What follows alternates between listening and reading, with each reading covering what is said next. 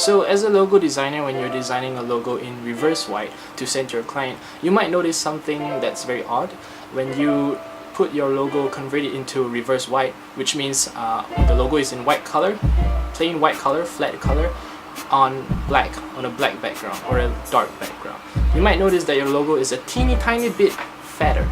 And why is that? Well, this is something called the irradiation phenomenon, because the color is white or bright in contrast with the background, which is like a black background. It's like our brain tricks us to think that it's a little bit thicker than the actual logo design. And I think the reason why I have a theory is because we as human beings, we tend to associate the color white with space and emptiness. Imagine a plain white room and you're inside that room. Imagine how empty, imagine how spacious and the amount of room for activity there is, and contrast that to a room that is painted purely black. It is much more claustrophobic when you paint the whole room black, because we tend to not associate darkness with space.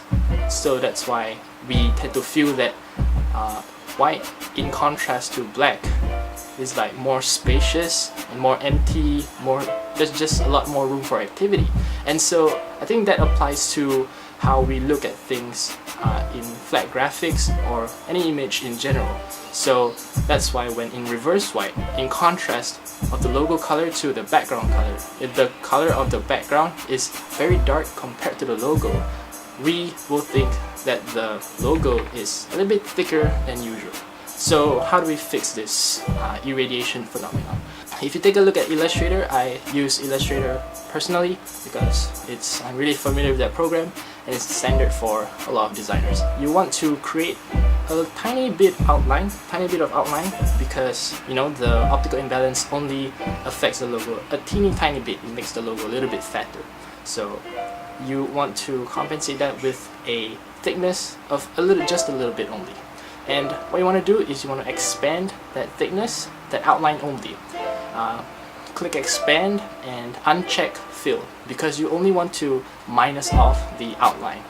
After that, you already expanded the outline, and you want to select both of those objects and you want to pathfind minus front. So that removes the outline from your actual logo design. And so that will fix it. If you test it out, if you put the improved version on reverse white and against a dark background, you will see that it looks more normal.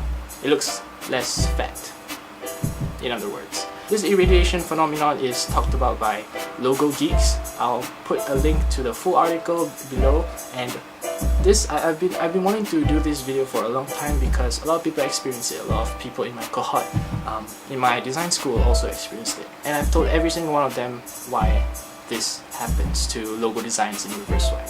So I hope that tip helped you, and thank you so much for spending a part of your day with me watching this video. More logo design videos to come. I'll see you in the next one.